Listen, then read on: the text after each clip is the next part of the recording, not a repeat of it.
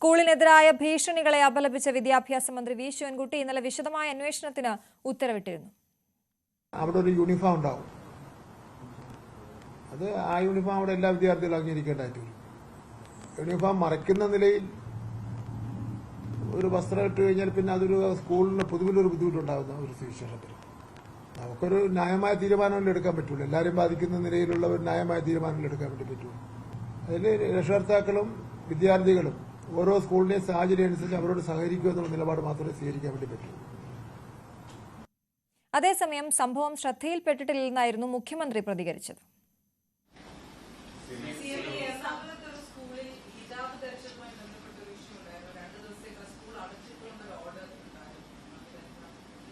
എൻ്റെ അടുത്ത് ആ പ്രശ്നമില്ല. ഇപ്പോൾ അത് നോക്കണം എന്താണെന്നത്. അതാണ് മുഖ്യമന്ത്രി ഇന്നലെ വാർത്താ സമ്മേളനം നടത്തിയതിനിടെ അദ്ദേഹത്തിനോട് ഈ കാര്യം ശ്രദ്ധയിൽപ്പെടുത്തിയപ്പോൾ അദ്ദേഹത്തിന്റെ പ്രതികരണം ഇങ്ങനെയായിരുന്നു.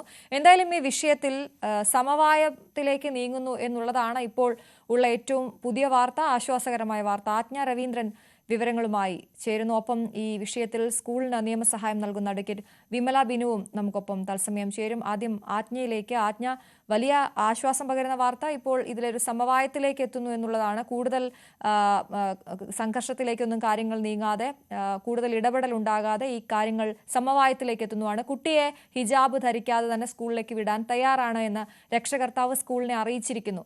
അതുവരെയാണോ കാര്യങ്ങൾ എത്തി നിൽക്കുന്നത്?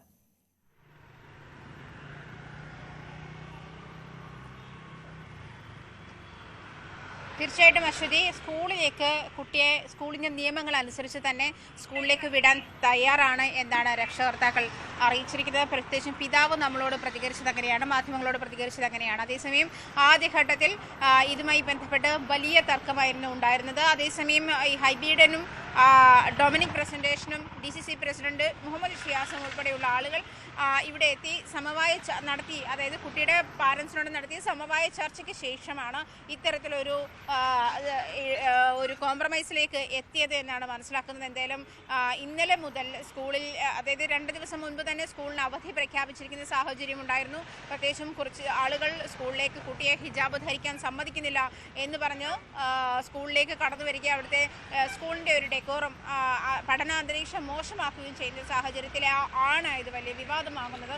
ആ ഒരു സാഹചര്യത്തിൽ തന്നെ സ്കൂളിന് അവധി പ്രഖ്യാപിക്കുന്നു. അല്ലെങ്കിൽ ആ സമയത്ത് ബഹളം ഉണ്ടായിരുന്ന സമയത്ത് സ്കൂളിൻ്റെ ജനാലകൾ, ക്ലാസ് മുറികളുടെ ജനാലകൾ അടച്ചിട്ട് അതിൽ കുട്ടികളെ പഠിപ്പിക്കേണ്ടുന്ന സാഹചര്യം ഉണ്ടായപ്പോഴാണ് അധ്യാപകർ അത്തരത്തിൽ ചെയ്തത്.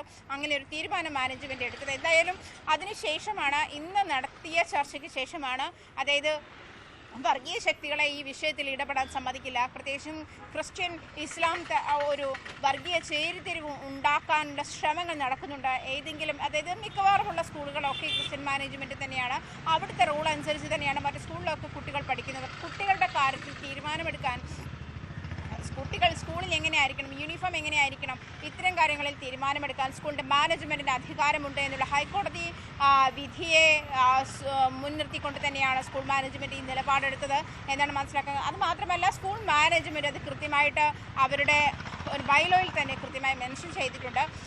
സ്കൂളിൻ്റെ യൂണിഫോം എങ്ങനെ ആയിരിക്കണമെന്ന് മെൻഷൻ ചെയ്തിട്ടുണ്ട്. അതിന് വിരുദ്ധമായിട്ടാണ് ഈ കുട്ടി സ്കൂളിൽ ഹിജാബ് ധരിച്ചു വന്നത് എന്നുള്ളതാണ് സ്കൂൾ മാനേജ്മെൻറ്റ് പരാതി.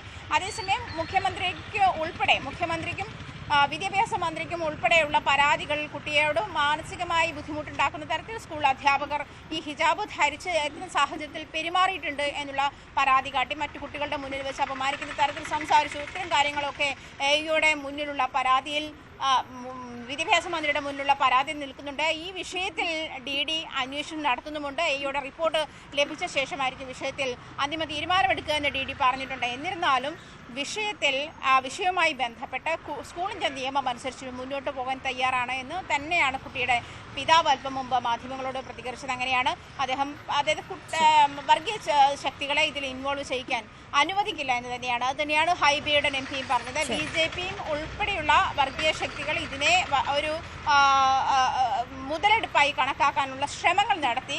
അത്തരമൊരു സാഹചര്യം പള്ളുരുത്തിയിൽ ഇല്ല. പള്ളുരുത്തിയുടെ മണ്ണ് അതിനുള്ളതല്ല എന്നാണ് മുഹമ്മദ് ഷിയാസ് പറഞ്ഞത്. അങ്ങനെയാണ്. എന്നിരുന്നാലും അശ്വതി ആശ്വാസമാകുന്ന ഒരു നീക്കത്തിലേക്ക് തന്നെയാണ്. ഇതിപ്പോൾ മാനേജ്മെന്റിന്റെ ആളുകൾ ചർച്ചയിൽ ഈ സമയത്തുണ്ടായിരുന്നില്ല. അവർ മറ്റൊരു മീറ്റിംഗിൽ പങ്കെടുത്തിരുന്നു. പ്രിൻസിപ്പാൾ ഉൾപ്പെടെയുള്ള ആളുകൾ അവരെ എത്തിയ ശേഷം ഇതിലൊരു അന്തിമ തീരുമാനമാകും. എന്തായാലും കുട്ടി നാളെ മുതൽ സ്കൂളിൽ വരുമെന്ന് തന്നെയാണ് പിതാവ് പറഞ്ഞിരിക്കുന്നത്. ശരി, ആജ്ഞ രവീന്ദ്രനാണ് വിശദമായ വിവരങ്ങൾ നൽകിയത്. എന്തായാലും ഒരു സമവായത്തിലേക്ക് കാര്യങ്ങൾ നീങ്ങുന്ന ഈ സാഹചര്യത്തിൽ അഡ്വക്കേറ്റ് വിമല ബിനു, സ്കൂളിന്റെ അഭിഭാഷകൻ, നമുക്കൊപ്പം ചേരുകയാണ്. അഡ്വക്കേറ്റ് വിമല ബിനു, സ്വാഗതം. ഈ വലിയ ആശ്വാസം പകരുന്നൊരു വാർത്ത, ഇത് ഈ കാര്യങ്ങളൊക്കെ ഒന്ന് സോർട്ട് ഔട്ട് ചെയ്യുന്നു, അത് ഒരു കുട്ടി സ്കൂളിലേക്ക് എത്തുന്നു എന്നുള്ള ഒരു സമാധാനപരമായ കാര്യം, അത് മറ്റ് യൂണിഫോമിന്റെ കാര്യത്തിലൊന്നും നിർബന്ധം അവർ പിടിക്കുന്നില്ല ഇനി എന്നുള്ളതാണ് നമുക്ക് അറിയാൻ സാധിക്കുന്നത്. സ്കൂളിന്റെ ഭാഗത്ത് നിന്ന് ഇനിയുള്ള നടപടിക്രമങ്ങൾ അത് ഏത് രീതിയിലായിരിക്കും? Let school management explain it. എന്നെ സംബന്ധിച്ചിടത്തോളം ഞാൻ സ്കൂളിന് വേണ്ടി ഹൈക്കോടതിയിൽ ഹാജരായി. സ്കൂളിന് മതിയായ പ്രൊട്ടക്ഷൻ അവാർഡ് ചെയ്തിട്ടുണ്ട്. പോലീസ് പ്രൊട്ടക്ഷൻ കോടതി എൻഷുർ ചെയ്യാൻ പറഞ്ഞിട്ടുണ്ട്. സ്കൂളിലെ സമാധാന അന്തരീക്ഷം, law and order situation maintain ചെയ്യാൻ പറഞ്ഞിട്ടുണ്ട്. So that is the high court order says it all about. And നമുക്കറിയാം 2018 കേരള ഹൈക്കോടതിയുടെ വിധിയുണ്ട്. That is like larger interest of the management is to be taken into consideration എന്നുള്ളതാണ്.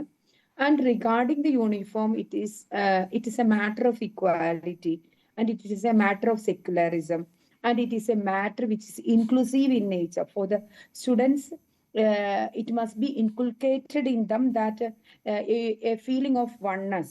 അതാണ് ഒരു school യൂണിഫോമിന്റെ പിന്നിലുള്ള രാഷ്ട്രീയം എന്തെന്ന് ചോദിച്ചാൽ, അവർക്കൊരു വണ്ണസ് ഫീലിംഗ് ഉണ്ടാവുക, അവർ ഒരേപോലെയാണെന്നുള്ള ചിന്താഗതി ഉണ്ടാവുക. ഞാനും നീയും താഴ്ന്നവനോ ഉയർന്നവനോ അല്ല, നമ്മളെല്ലാവരും ഈക്വൽ ആണ്, നമ്മൾ മനുഷ്യരാണെന്നുള്ള ഫീലിംഗ് ഉണ്ടാവുക എന്നുള്ളതാണ് അറ്റ്മോസ്റ്റ്ലി ഒരു യൂണിഫോമിന്റെ രാഷ്ട്രീയം എന്ന് ചോദിച്ചാൽ അതിനുത്തരം. കാരണം യൂണിഫോം ഒരു പർട്ടിക്കുലർ ഡ്രസ് കോഡ് പ്രിസ്ക്രൈബ് ചെയ്യുമ്പോൾ അതിനകത്ത് റിലീജിയൻ ഇല്ല.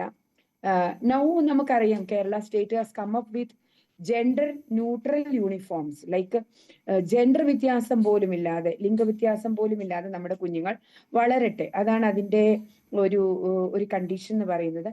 എന്നാൽ ഇത്തരത്തിലുള്ള കേരളത്തിന്റെ സാമൂഹ്യ മാറ്റങ്ങൾ നമ്മളെ അതിശയിപ്പിക്കുന്നു. വേഷവിധാനങ്ങളോ അല്ലെങ്കിൽ മതമോ നമുക്ക് ഇമ്പോർട്ടന്റ് ആയി മാറുന്ന ഒരു സിറ്റുവേഷൻ എന്ന് പറയുന്നത് കേരളത്തിൽ നടക്കാൻ പാടില്ലാത്തതാണെന്നുള്ള വിശ്വാസക്കാരിയാണ് ഞാൻ. സോ ഇത്തരം സാഹചര്യങ്ങൾ ആശങ്ക ഉണ്ടാക്കുകയും ചെയ്യുന്നു. So all these kinds of prayers were there in the petition that we have moved before the Honorable High Court. നമ്മൾ ഇതെല്ലാം കോടതിയിൽ ബോധ്യപ്പെടുത്തിയിട്ടുണ്ട്. യൂണിഫോമിന്റെ പിന്നിലുള്ള വിവാദങ്ങൾ അവസാനിപ്പിച്ച് നമ്മുടെ കുഞ്ഞുങ്ങളെല്ലാം ഒന്നാണെന്നുള്ള, നമ്മുടെ കുട്ടികളെല്ലാം ഒന്നാണെന്നും അവര് യുണീക്കാണെന്നും അവര് യൂണിറ്റി മെയിൻറ്റെയിൻ ചെയ്യേണ്ടവരാണെന്നും അവരുടെ ഇൻഡിവിജ്വാലിറ്റി, വണ്ണസ് ഒക്കെ മെയിൻറ്റെയിൻ ചെയ്തുകൊണ്ട് വേണം അവർ പഠിക്കാൻ എന്നുള്ളതാണ് എനിക്കൊന്നുകൂടെ ഓർമ്മിപ്പിക്കാനുള്ളത്. അഡ്വക്കേറ്റ് വിമല ബിനു, താങ്കൾ പറഞ്ഞതുപോലെ അത് അങ്ങനെ കാര്യങ്ങളൊക്കെ നന്നായി വരുന്നു എന്നുള്ളത് സന്തോഷമുള്ള കാര്യം തന്നെ. പക്ഷേ ഈ വിഷയത്തിൽ ഈ രക്ഷകർത്താവിനും സ്കൂളിനും ഇടയിലേക്ക് ചില ബാഹ്യശക്തികൾ വന്നതോടെയാണ് നമ്മളിത് നിയമപരമായൊക്കെ മുന്നോട്ട് പോകേണ്ട സാഹചര്യം വന്നത്. അങ്ങനെ പോയ കാര്യങ്ങൾ അതുമായി മുന്നോട്ട് പോകുന്നുണ്ടോ സ്കൂളിനി? അതായത് ഈ രക്ഷകർത്താവ് വന്നു പോയതിനു ശേഷം അവിടേക്ക് സ്കൂളിന്റെ പഠന സമയത്ത് അങ്ങോട്ടേക്ക് എത്തിയ ഒരു സംഘം ആളുകൾ അവർ ഭീഷണി മുഴക്കിയതായും ഒക്കെ പ്രിൻസിപ്പൽ കഴിഞ്ഞ ദിവസം പറഞ്ഞിരുന്നുവല്ലോ. ആ ഇടപെടൽ തന്നെയാണ് വലിയ പ്രശ്നം ഉണ്ടാക്കിയതും. ആ ഇടപെടലിനെതിരെയുള്ള കേസുമായി സ്കൂൾ മുന്നോട്ട് പോകുമോ? Let the school management explain it. On a legal perspective, I have explained it already. എന്താണ് അതിന്റെ നിയമപരമായ വശങ്ങൾ ഞാൻ എക്സ്പ്ലെയിൻ ചെയ്തു കഴിഞ്ഞു. അത് സ്കൂൾ മാനേജ്മെന്റ് എക്സ്പ്ലെയിൻ ചെയ്യട്ടെ. ഇനി അത് ഞാൻ ചോദിക്കുന്നത് അതാണ്, ഇനി അത് നിലനിൽക്കുമോ? ഇപ്പൊ ഈ ഞാൻ പറഞ്ഞത് ഒരു സ്കൂളിൽ ഒരു രക്ഷകർത്താവിനപ്പുറത്തേക്ക് രണ്ടു കൂട്ടരും അങ്ങോട്ടും ഇങ്ങോട്ടും പരാതികൾ ഉണ്ടായിട്ടുണ്ട്. ഒരു റിഫ്റ്റ് സിറ്റുവേഷൻ അവിടെ ഉണ്ടായിട്ടുണ്ട്. സോ അത് അവർ തന്നെയാണ് തമ്മിൽ ഡിസൈഡ് ചെയ്യേണ്ടത് എങ്ങനെ അത് മുന്നോട്ട് കൊണ്ടുപോകണം എന്നുള്ള കാര്യങ്ങള്. കോടതി എന്നെ സംബന്ധിച്ചിടത്തോളം ഞാൻ as A lawyer, I have as a responsible officer of the court, I have approached the court. സ്കൂളിലെ പീസ്ഫുൾ അറ്റ്മോസ്ഫിയർ മെയിൻറ്റെയിൻ ചെയ്യാനുള്ള കാര്യങ്ങൾ ചെയ്തിട്ടുണ്ട്. So the next thing is for the school management to decide and to act on. and for the parent also. Okay, അതിന് ഉണ്ടാക്കിയിരുന്നു അല്ലോ അല്ലെ advocate Vimala Binu? നേരത്തെ ഈ പറഞ്ഞ പോലെ ഒരു സംഘം എത്തി ഈ പറഞ്ഞ സമാധാനത്തിന് ബുദ്ധിമുട്ടുണ്ടാക്കിയിരുന്നു, അല്ലെങ്കിൽ പഠന സമയത്താണ് അവർ അങ്ങോട്ടേക്ക് എത്തിയിരുന്നത്. അതൊക്കെ കൃത്യമായും കോടതിയിൽ പറഞ്ഞിരുന്നു. സ്കൂളിൽ വളരെ ഡിസ്റ്റർബൻസ് ഉണ്ടായിരുന്നു, പ്രൊവോക്ഡ് സിറ്റുവേഷൻ ഉണ്ടായിരുന്നു. സിസ്റ്റേഴ്സ് വളരെ ട്രബിൾഡ് ആയിരുന്നു. അവർക്കത് ഹാൻഡിൽ ചെയ്യാൻ പോലും പറ്റാത്ത ഒരു സിറ്റുവേഷനിലേക്ക് അതിനെ ഒരുപാട് കാര്യങ്ങൾ എത്തിച്ചിരുന്നു. So now it is for the school management and for the students or parents to make a quietus into the situation. Now the court has intervened.